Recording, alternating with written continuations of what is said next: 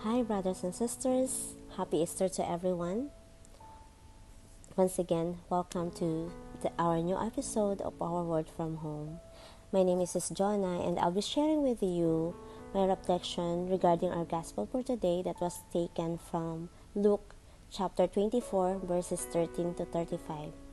And this gospel, this is about the two disciples that are going to Emmaus, and while walking, they are discussing about what had happened, about Jesus Christ who died on the cross, and then after 3 days, he rose again from the dead.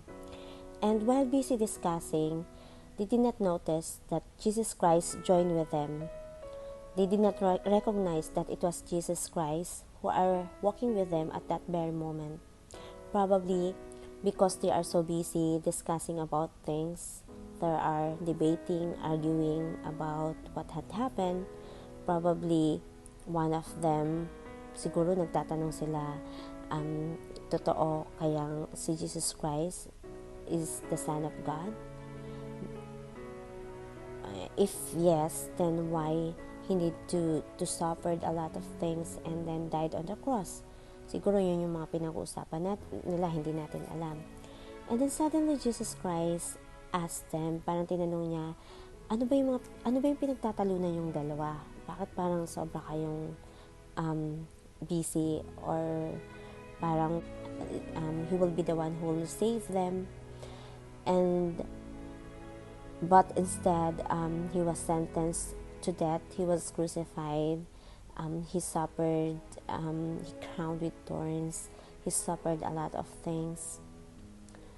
And siguro they don't believe na, parang siguro nawalan sila ng pag-asa, na parang yung hope nila na itong tao na to, siya yung magliligtas sa amin. But then, nauna pa siyang, bakit namatay, diba?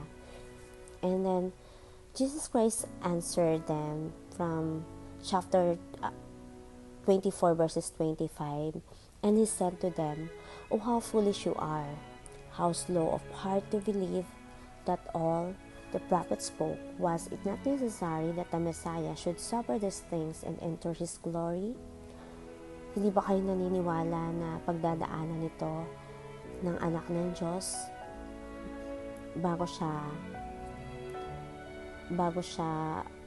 makasama ng Diyos sa heaven? So, probably in our life, we are the same with these two disciples. We are busy about a lot of things with the chaos in this world, in this pandemic, with all the problems that we have in our lives, death, maraming namamatay, maraming nagkakasakit, struck ng mga bagay na yun sa buhay natin. And I don't know what we are expecting, what you are experiencing in your life right now.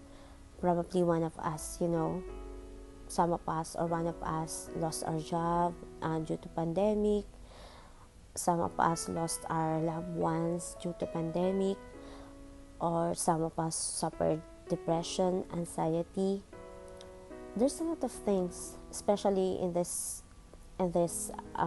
situation right now. The media, lahat, diba, available. So lahat na lang konting issue pinagtatalunan. So probably we are the same like that sa buhay natin.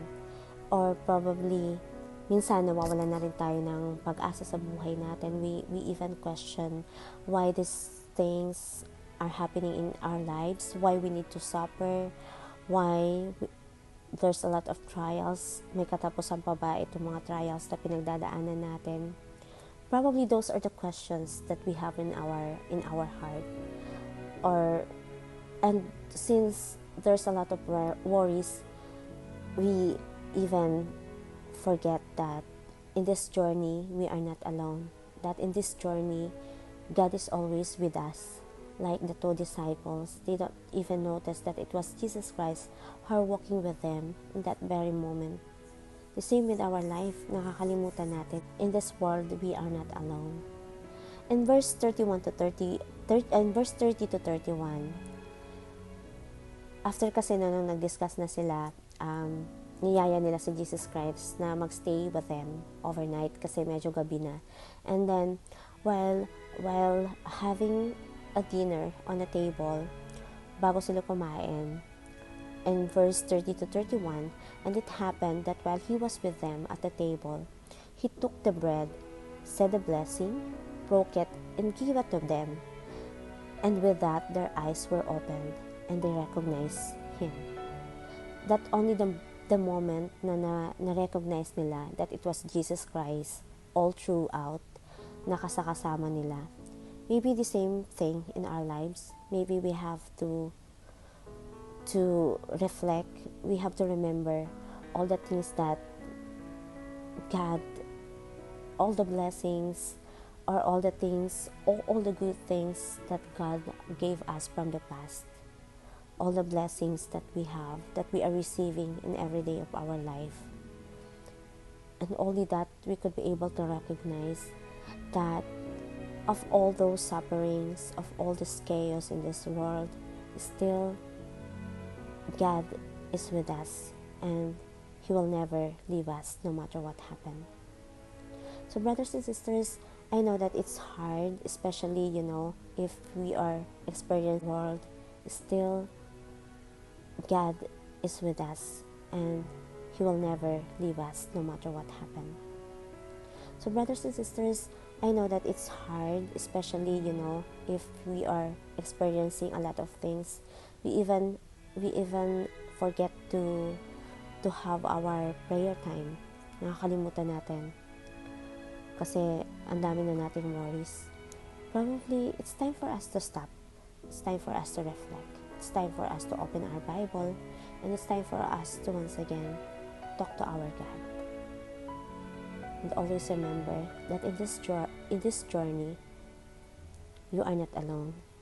God is always with us. And for that, may God be praised.